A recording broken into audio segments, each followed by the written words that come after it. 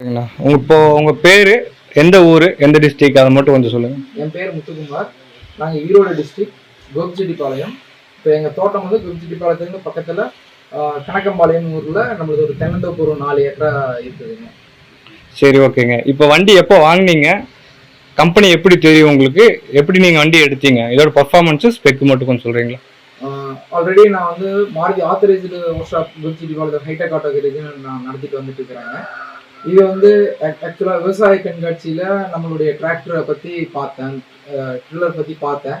இதை வந்து மறுபடியும் திரும்ப எல்லாம் மற்ற கம்பெனி வண்டிகளோட இதை வந்து கம்பேர் பண்ணி பார்க்குறப்போ பேக் ரோட்டரி போட்டு ஆப்ரேட்டிங் வந்து மற்றதை விட ஈஸியாகவும், அதே சமயம் வேற 12 HP ட்ரில்லர்லாம் எடுத்தோம்னா அது ஸ்டார்ட் பண்ணுறது வந்து கையில் தான் ஸ்டார்ட் பண்ணணும். இது பார்த்தீங்கன்னா செல்ஃப் மோட்டரோட இருக்கிற மாதிரி யார் வேணால் ஈஸியாக ஆப்ரேட் பண்ணுற மாதிரியுமே இருந்தது.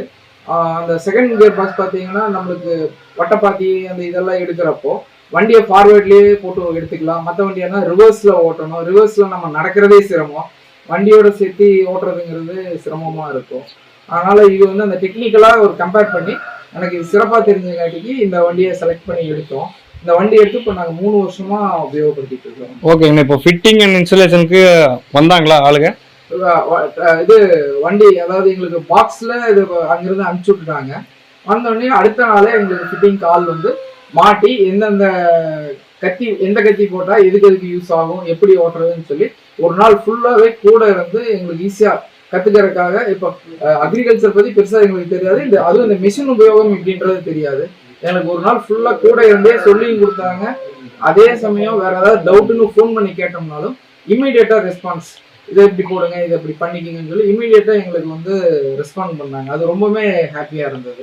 ஓகேங்கண்ணா. இப்போ வந்து பார்த்தீங்கன்னா ஃபிட்டிங் முடிஞ்சோன்னா அடுத்து ஏதாவது சர்வீஸ் கம்ப்ளைண்ட்டு ஏதாவது இஷ்யூனா உங்களுக்கு ரெஸ்பான்ஸ் எப்படி இருக்கு? எவ்வளோ நாளில் சர்வீஸ் வராங்க உங்களுக்கு?